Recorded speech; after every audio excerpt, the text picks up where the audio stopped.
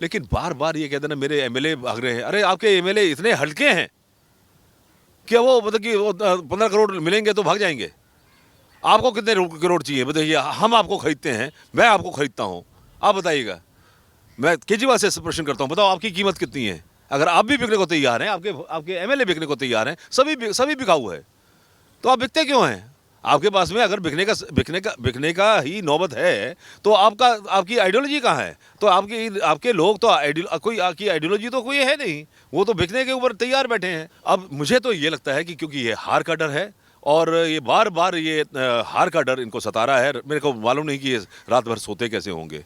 कल इनकी जब रिजल्ट आएगा तब इनसे दोबारा प्रश्न करेंगे। हो सकता है ये कोई और फर्जी बात कहें और फर्जीवाड़ा करें। इनका काम तो मक्कारी करना और जनता के बीच में फर्जी बात कह के अपने को कट्टर ईमानदार कहना शामिल है। ये कट्टर ईमानदार थे। अगर कट्टर ईमानदार थे तो आप देखिएगा कल जनता आपको रिजल्ट दिखाएगी आप कैसे भगाए जा रहे हैं। कट्टर ईमानदार को कोई भगाता नहीं है। कट्टर ईमानदार अगर होते तो जनता आपके साथ में होती। नमस्कार, स्वागत है आपका प्यारा हिंदुस्तान पर। मैं हूं आपके साथ शेरिन।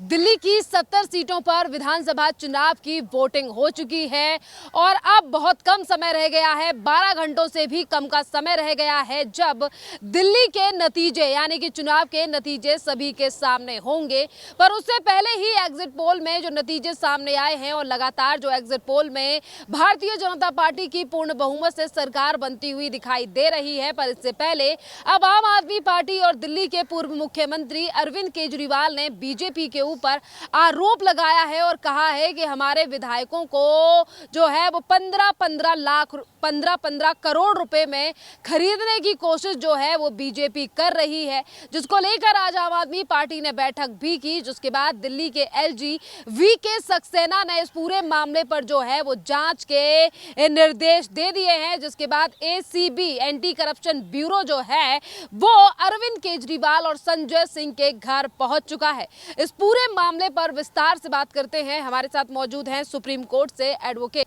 मुनीश कुमार गौड़ जी। सर, आज जिस तरीके कल चुनाव के रिजल्ट आने वाले हैं और उससे पहले ही आम आदमी पार्टी के नेता अरविंद केजरीवाल संजय सिंह के द्वारा ये आरोप लगाना कि हमारे विधायकों को 15 करोड़ रुपए में खरीदने की कोशिश की जा रही है, पर आम आदमी पार्टी के द्वारा जो है, माफ कीजिए सरकार नहीं, पार्टी के द्वारा जो है वो अभी तक एक भी सबूत जो है वो नहीं रखा गया सामने। देखिएगा ये बौखलाहट क्यों है? बौखलाहट इसलिए भी है क्योंकि इनको कुछ तो बहाना चाहिए अपना चेहरा छिपाने के लिए। अब इतने घोटाले करने के बाद में 10 साल में दिल्ली की जो गति करी है इन्होंने, जो स्थिति है आज की तारीख में, वो सबको मालूम है। दिल्ली वासियों को मालूम है। यहाँ पे 2.25 करोड़ दिल्ली वासी हैं, उनको सबको मालूम है कि क्या हालत हुई है। अब ये इनको मुंह छिपाने के लिए कुछ तो कहना पड़ेगा। तो attack is the best defence. लेकिन अब ये गलती कर रहे हैं। पिछली बार तो इनके जो केस थे वो सरकारी खाते से लड़े जाते थे, लेकिन अब ये इंडिविजुअल रह जाएंगे क्योंकि हारने के बाद में सरकार इनके केस नहीं लड़ेगी। वैसे भी चीफ मिनिस्टर तो है नहीं। जब चीफ मिनिस्टर नहीं है, अब ये कुछ भी बोलेंगे तो इनका केस जो है वो सरकार नहीं, अब इनको खुद लड़ना पड़ेगा। पहले इनको ये भी मालूम होना चाहिए। इन्होंने 20 करोड़ रुपया एक वकील को दिया था अपना केस लड़ने के लिए। जो शराब का घोटाला था वो पिछले 2 साल में 20 करोड़ रुपया खर्च हो चुका है, हमारा और आपका। दूसरी बात ये है कि धारा 203 जो है आईपीसी की धारा है और 182 आईपीसी की धारा है। जब भी आप किसी भी गवर्नमेंट एजेंसी को झूठ बोलते हैं, फॉल्स बोलते होता है, और आप जानते भी हैं कि मैं झूठ बोल रहा हूं कि 15 करोड़ रुपया इन्होंने का कहना है कि इनके होने वाले अभी नहीं जो एमएलए बन जाएंगे उनके ऊपर 15 करोड़ रुपया लग रहा है। तो ये आंकड़ा जो है ये इनके पास में तो बहुत पहले से ही पड़े हुए हैं। इससे पहले केजरीवाल जी ने कहा था 25 करोड़, आज कह रहे हैं 15 करोड़। तो ये खुद ही मानने लगे हैं कि इनका जो ग्राफ है नीचे आ रहा है, इनकी जो अपनी औकात थी वो 15 करोड़ पे आ गई। हो सकता है कि 2 घंटे बाद दोबारा आ जाए, ट्वीट आ जाए कि नहीं जी 5 करोड़ था, 15 करोड़ नहीं था।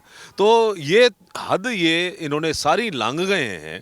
तो केजरीवाल जी के ऊपर तो विश्वास करना दिल्ली ने छोड़ दिया है।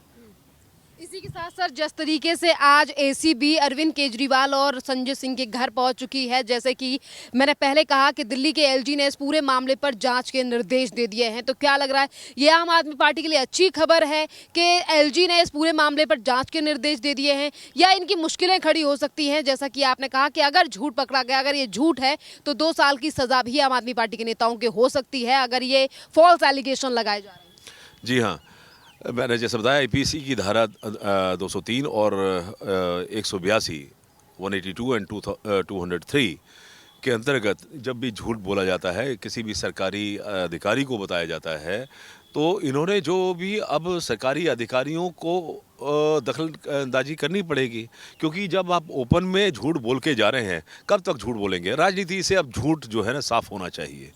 अब सत्य है तो अगर बोले तो सत्य तो यही है ना कि 10 साल आप कुछ नहीं कर पाए। जनता ने खूब मौका दिया था। एक बार आपको 68 दिए थे एमएलए, एक बार आपको 62 दिए थे। आपने उन 68 और 62 एमएलए से क्या कराया? सभी कहीं ना कहीं करप्शन में लिप्त पाए गए। इनके अंदर एक अहम और एक जो कहिएगा कि एक अकड़ जो थी वो उनको ले डूबी है। आज की तारीख में जो केजरीवाल जी हैं वो अब इनको ये देखना चाहिए कि राजनीति के क्षेत्र से तो आप बाहर हो रहे हैं, तो आने वाले 5 वर्ष आप क्या करेंगे? आप पंजाब के अंदर जब जाते हैं तो वहाँ भी आपकी थू थू और हाय हाय हो रही है, क्योंकि वहाँ पे आप वायदा करके आए थे कि महिलाओं को 1000 रुपया मिलेगा।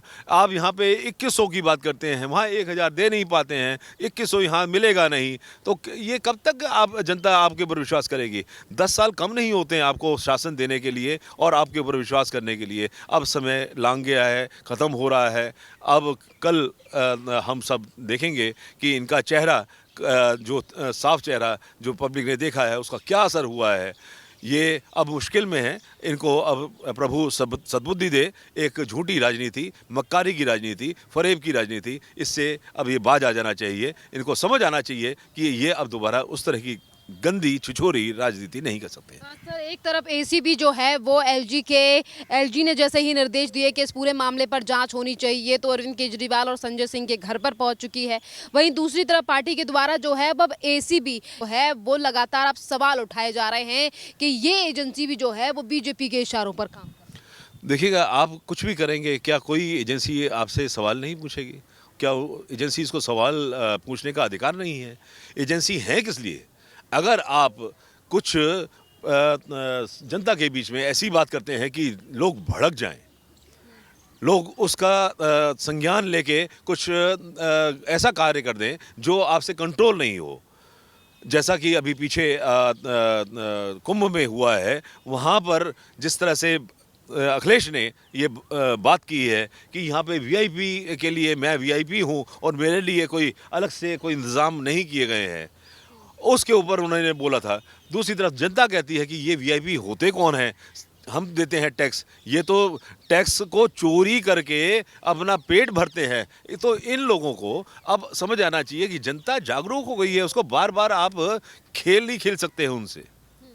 सर, इसी के साथ सवाल ये भी है कि जो अभी कुछ दिनों पहले यानी कि अभी जो कल शाम से ही एग्जिट पोल आना शुरू हो चुके हैं और एग्जिट पोल में लगातार जो ये कहा जा रहा है कि इस बार 27 साल बाद जो है वो बीजेपी दिल्ली में वापसी करने जा रही है, जिसको लेकर आम आदमी पार्टी का कहना है कि ये जो तमाम एग्जिट पोल सामने आ रहे हैं, ये जो सर्वे सामने आ रहे हैं, ये फर्जी हैं। और कल तो संजय सिंह ने यह भी कह दिया कि मसाज चलाने वाली, स्पा चलाने वाली कंपनियां अगर इस तरीके का सर्वे करेंगी तो वो तो बीजेपी को जिताएंगी।